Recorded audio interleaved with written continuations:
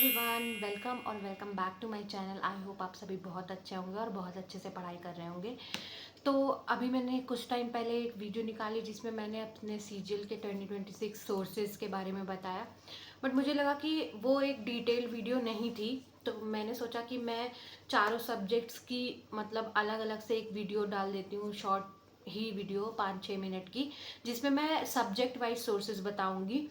तो सबसे पहले मुझे उस वीडियो में सबसे ज़्यादा कमेंट्स आए थे मैथ्स के रिगार्डिंग, तो मैंने सोचा सबसे पहले मैं मैथ्स के ही सब्जेक्ट्स के बारे में बता देती हूँ। मैथ में क्या क्या मेरा स्ट्रैटेजी है, कौन कौन से सब मतलब बुक्स मैं फॉलो कर रही हूँ और आपको क्या करना चाहिए, सो दैट अब मैं उन चीज़ों के प्रोज एंड कॉन्स बता दूंगी ताकि आप उन चीज़ों से सीख के अपने अकॉर्डिंग अपनी चीज़ें मैनेज कर सको। ठीक है, तो सबसे पहले आते हैं कि पढ़ने के सोर्सेस, क्या बैच लेना ज़रूरी है या क्या कहते हैं नहीं ज़रूरी है, क्या करना चाहिए हमें रिगार्डिंग बैच।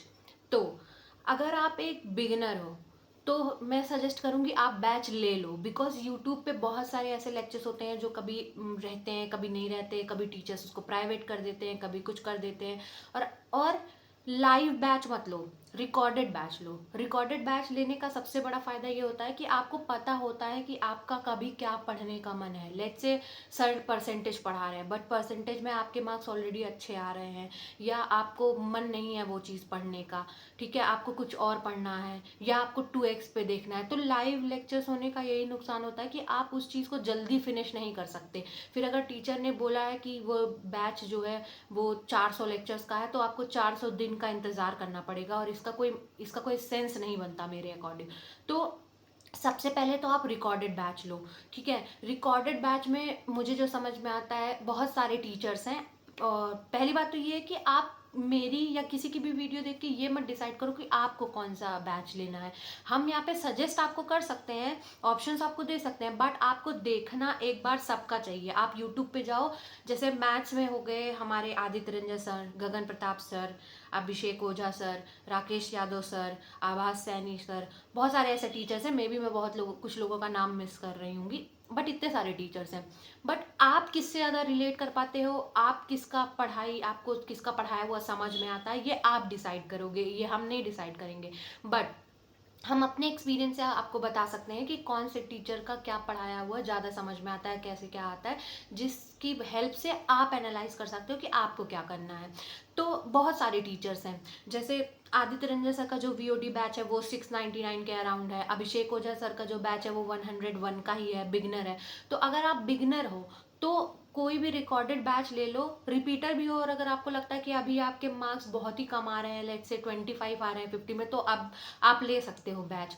तो वीओडी बैच लो और उसके बाद क्या कहते हैं, उससे सारा सिलेबस अपना कंप्लीट करो। आप रिकॉर्डेड बैच रहेंगे, आप चाहो तो 3 घंटे पढ़ के 4 घंटे पढ़ के एक दिन में दो दो टॉपिक्स को क्लियर कर सकते हो, दो दो टॉपिक्स को पढ़ सकते हो। ठीक है, लेट्स से परसेंटेज का एक लेक्चर पढ़ा और साइड बाय साइड आप एडवांस का कोई टॉपिक, ज्योमेट्री ले रहे हो या ट्रिग्नोमेट्री ले रहे हो, कुछ भी अलजेब्रा ले रहे हो, साइड बाय साइड उसका एक लेक्चर कर रहे हो। तो दिन में 2 लेक्चर कर रहे हो तो अरिथमेटिक का भी एक टॉपिक आपका क्लियर हो रहा है और एडवांस का भी आपका एक टॉपिक क्लियर हो रहा है। ठीक है, तो इसमें क्या होगा कि आपका सिलेबस भी जल्दी कंप्लीट होगा और जल्दी आप मॉक के लिए रेडी हो पाओगे।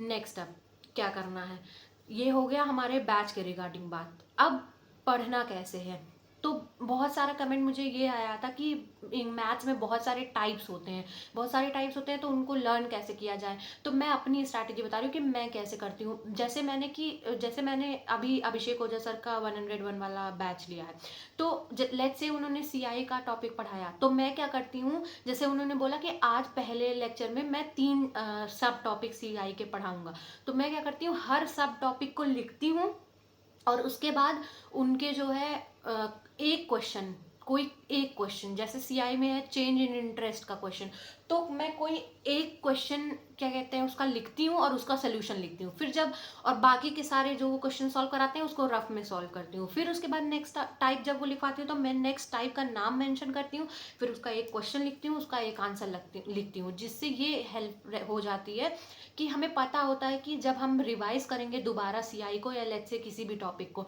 तो हमारे पास एक छोटी सी अपनी बनाई हुई नोट्स होगी। ट्रस्ट मी, आप कोई भी बुक्स खरीद लो, कुछ भी खरीद लो, जो अपने नोट्स काम करते हैं लास्ट मिनट में, वैसा काम कुछ भी नहीं करता है। तो प्लीज़ अगर आप बिगिनर हो तो मैं सजेस्ट करूँगी आप मैथ्स के नोट्स तो पक्का बनाओ, ज़रूर से बनाओ, क्योंकि बहुत काम आने वाले हैं आपको ये। आपको सिर्फ प्री नहीं क्लियर करना है, आपको मेंस भी क्लियर करना है। तो सारे टाइप लिखने के लिए आप जो है ऐसे किसी भी सब्जेक्ट मतलब किसी भी टॉपिक का सारे सब टाइप लिखो और उनके एक एक क्वेश्चन लिखो। जैसे ही सारा चैप्टर प्रिपेयर मतलब कंप्लीट हो जाएगा आपका लेक्चर, आप वो 2-3 पेजेस में ही उस पूरे चैप्टर को रिवाइज कर सकते हो, उनके क्वेश्चन रिवाइज कर सकते हो। और आपको मॉक देना होगा, फटाक से 5 मिनट में उन सारे टॉपिक्स को रिवाइज करोगे और उसके बाद फिर अपना मॉक दे के ख़त्म कर दोगे। ठीक, अब आते हैं मॉक हमें देना कहाँ है। तो देर आर वेरियस प्लेटफॉर्म्स। पहला हो गया टेक्स्ट बुक हो गया, फिर उसके बाद हमारा आरबीई हो गया, फिर हमारा ऑलिव बोर्ड हो गया, फिर हमारा टेस्ट रैंकिंग हो गया। ये चारों हैं।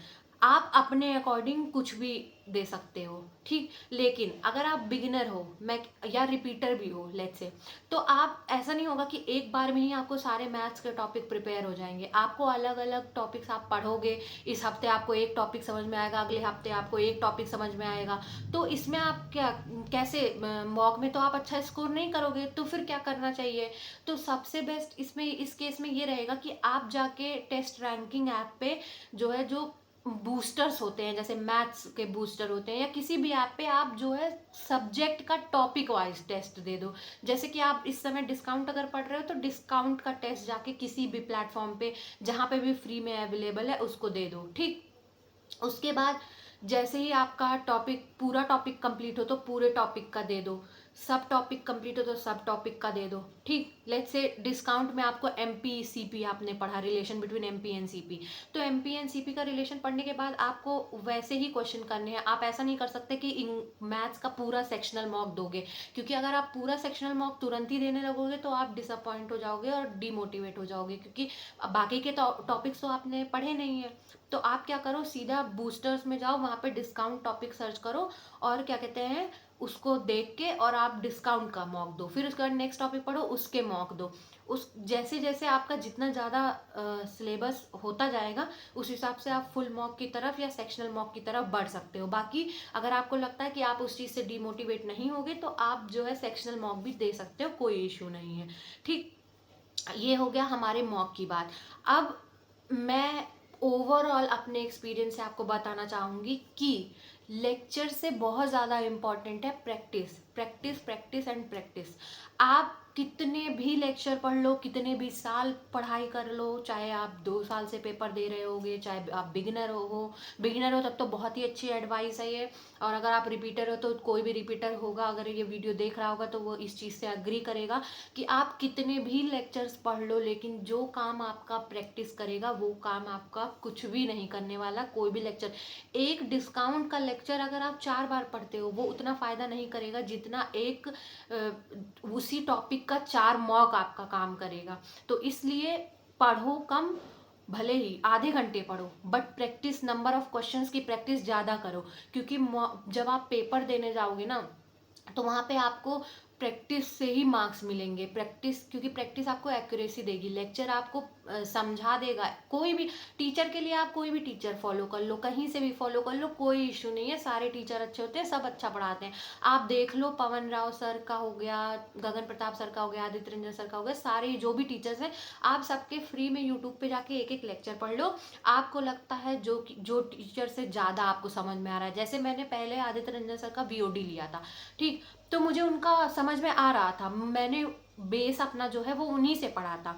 वो एडुकेटिव पैटर्न आ गया, चेंज हो गया, तो उसकी वजह से मुझे 2025 के मैथ्स के क्वेश्चन प्रैक्टिस करने थे, जो कि मुझे अभिषेक ओझा सर के जो ऐप है उस पर मिला।